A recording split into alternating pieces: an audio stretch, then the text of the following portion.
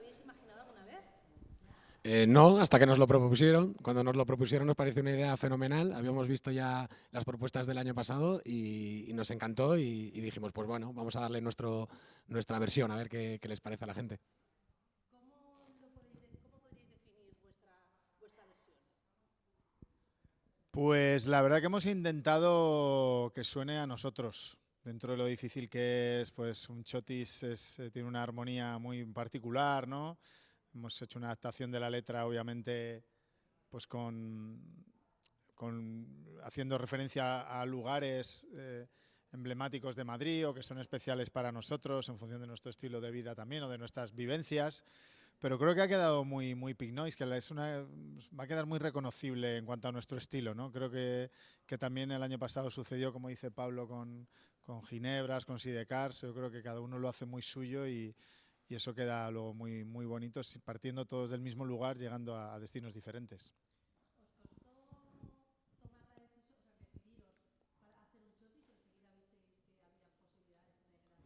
No, la verdad que lo decimos enseguida, ¿no? Nos gustó mucho la idea, nos sentimos muy de Madrid, aunque yo soy el único nacido, pero ellos ya son adoptados, llevan mucho tiempo, y la verdad que nos encantó la idea, ¿no? Sobre todo, pues, la marca y pues todo el entorno, la verdad que nos pareció una idea genial y enseguida accedimos. Son lugares de Madrid que son especiales para vosotros. ¿Podéis decirme cuáles son esos lugares para cada uno de vosotros, esos lugares especiales de Madrid? O momentos, no sé si... Bueno, yo para mí, por citar algún sitio relacionado con la música, un sitio muy emblemático es la Riviera, ¿no? Desde que llegué a Madrid, los primeros conciertos los vi allí y a día de hoy sigo yendo a disfrutar como público. También nosotros hemos tocado y me parece un sitio como muy de aquí, que representa también a todos los grupos que están ahí dando un paso para empezar a llenar sitios un poco más grandes, ¿no? Porque la Riviera es como la sala más potente en cuanto a público de aquí de Madrid. Yo quería hacer referencia a la letra del Bernabéu, pero me parecía un poco excluyente. Entonces, por eso al final no decidí que no. Bueno, a mí un lugar muy especial que hago referencia también en la letra es el Parque del Retiro, porque yo cuando vine aquí en el año 91 con 14 años a jugar al fútbol en la cantera del Real Madrid, justo vivía a 200 metros del Parque del Retiro. Estuve unos cuantos años viviendo por ahí, así que es una zona especial, dentro que hay muchísimas. Después de, yo qué sé, llevo aquí más de media vida, entonces me considero, como ha dicho Polo, totalmente madrileño de adopción. Pues yo diría la Latina, ¿no? Que es una zona de bares que me gusta mucho. Nos gusta mucho ir a tomar cervezas y la verdad que es un sitio emblemático. Y también tendría que decir las Cibeles, ¿no? Que he ido ya a cerrar algún título del Madrid, que me considero muy madridista. Y son mis dos sitios favoritos de Madrid. Vosotros sois una banda, se os considera una banda madrileña, como habéis dicho, no todos habéis nacido aquí. Pero ¿hasta qué punto os sentís vinculados a esta ciudad, teniendo en cuenta que la gente de Madrid no tiene el arraigo por la ciudad o por la tierra que tienen en otras regiones de España?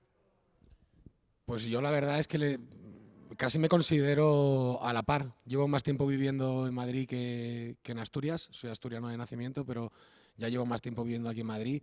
Y lo que más destacaría de Madrid es que Madrid acoge a todo el mundo. O sea, todo el mundo es de Madrid. En cuanto llegas ya te sientes de aquí. La gente te hace sentir rápidamente de la ciudad, no sé, te hace partícipe un montón de las vivencias, de la cultura de aquí madrileña. Y yo recuerdo que al principio venía, pues eso, que todo me parecía enorme, todo me parecía gigante, venía de una ciudad pequeña de Avilés, y cuando llegué aquí me hice mi pequeño Avilés en Madrid, y lo que más destacaría es eso, el que todos, aunque seamos de fuera, todos nos sentimos de aquí. Y yo, vamos, ahora te podría decir que siento el mismo cariño por Madrid que por Asturias. Mis hijos son de aquí, he hecho toda mi vida prácticamente aquí en Madrid.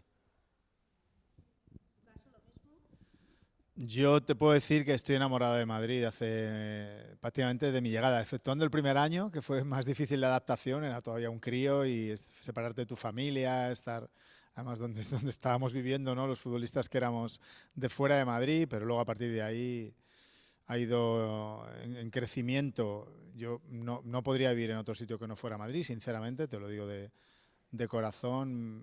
Vivo en las afueras, pero prácticamente un montón de días por semana bajo al centro porque me encanta ir por las calles de Madrid. Creo que tiene una energía especial, creo que es una ciudad muy acogedora, que la gente de aquí acoge muy bien a los que hemos venido o vienen de de fuera creo que hay una mentalidad muy abierta, que ahora mismo la ciudad seguramente atraviesa su mejor momento a todos los niveles, a nivel empresarial, a nivel de ocio, a nivel de cultura, de las opciones que tienes aquí en cuanto a todo, a gastronomía, es increíble. La inversión que se está haciendo de fuera ahora mismo en Europa es el lugar donde todo el mundo quiere venir, así que yo creo que la ciudad está en crecimiento constante y atraviesa seguramente su mejor momento.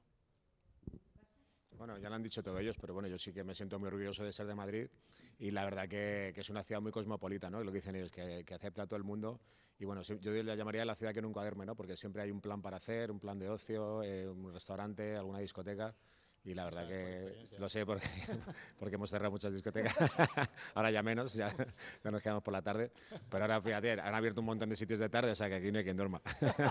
Ni la siesta, no duermes ni la siesta. Ahora que estamos hablando de recuerdos, lleváis 20 años en el mundo de la música, ¿cómo recordáis esos inicios vuestros? Pues con mucha ilusión.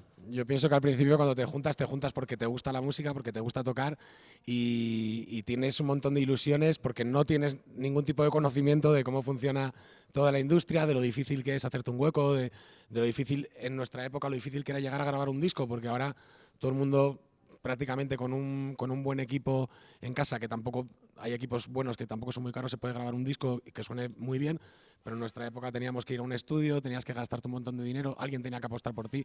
Entonces, yo recuerdo la primera época con mucha inocencia, ¿no? De juntarnos, empezar a hacer versiones de los grupos que nos gustaban, poco a poco Álvaro empezó a hacer canciones propias, empezar a tocarlas delante de nuestros amigos, que se cantaran nuestras canciones.